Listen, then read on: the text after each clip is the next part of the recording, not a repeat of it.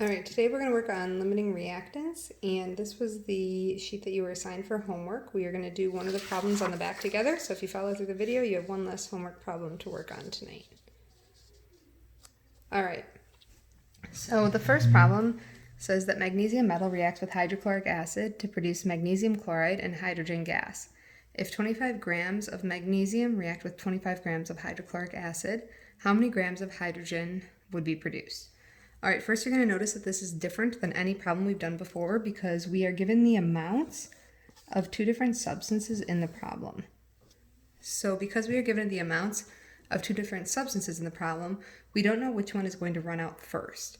It's tempting to say because we have 25 grams of magnesium and 25 grams of hydrochloric acid that we would run out of them at the same time.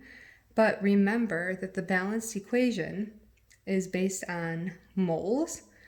So we are going to use the magnesium and the hydrochloric acid in a 1:2 ratio, so we have to consider that ratio and also the fact that magnesium and hydrochloric acid have different molar masses.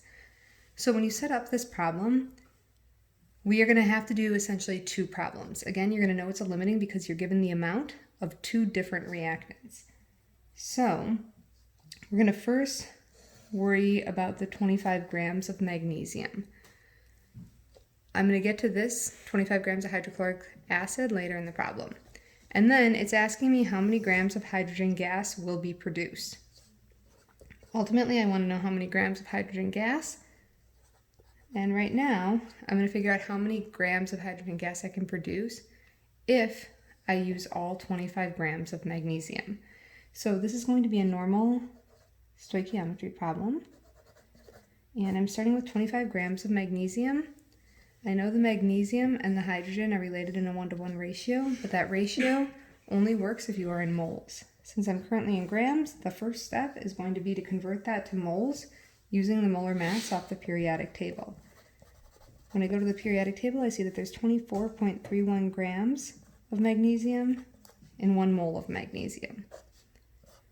Now that I have the unit of moles, now I can use that 1:1 ratio to compare the magnesium to the hydrogen. So for every 1 mole of magnesium that goes into the reaction, I'm going to get 1 mole of hydrogen out. But this problem is asking me for grams of hydrogen, not moles, so I have to go one step further. And again, I'm going to go to the periodic table. I'm going to add up my hydrogen, and there are 2 grams of hydrogen per mole. Now that I have grams of hydrogen, I'm going to do the math here. I'm going to multiply across the top, multiply across the bottom, divide my top by my bottom, and I get 2.06 grams of H2. All right, so we have to keep track of what that number means. That's the amount of hydrogen gas that I would produce if all 25 grams of magnesium were used up. But remember, the reaction is going to stop as soon as one of the ingredients is gone. I don't know if it's going to be the magnesium that runs out first or the hydrochloric acid. So I'm going to have to do a second problem here. And this time, I am going to start with the amount of hydrochloric acid. And I'm going to compare the hydrochloric acid to the hydrogen using the 2:1 ratio. So my second problem is going to figure out how many grams of hydrogen I will make if I use all 25 grams of hydrochloric acid. So I'm going to set up a second stoichiometry problem.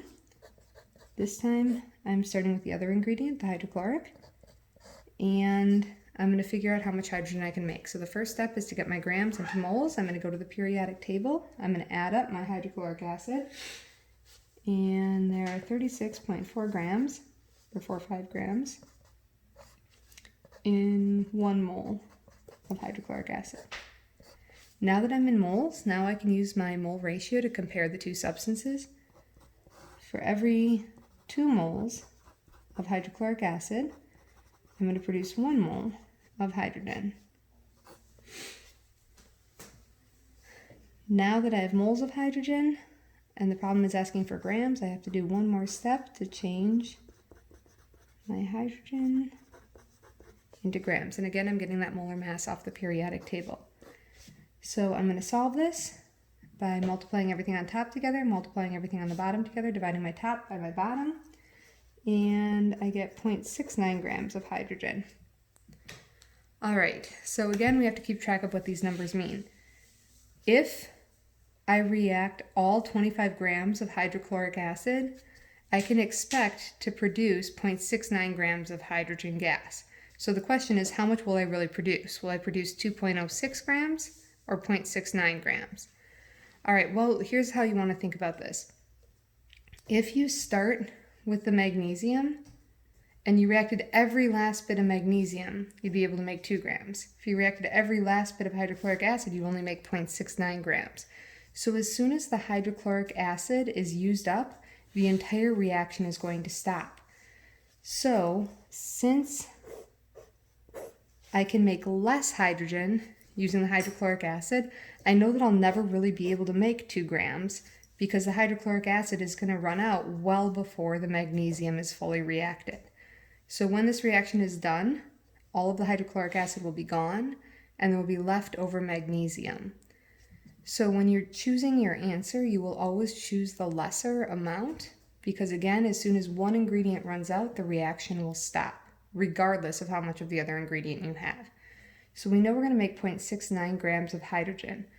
If the problem asks me which was the limiting reactant, that's the reactant that ran out first or the reactant that produced less of the product.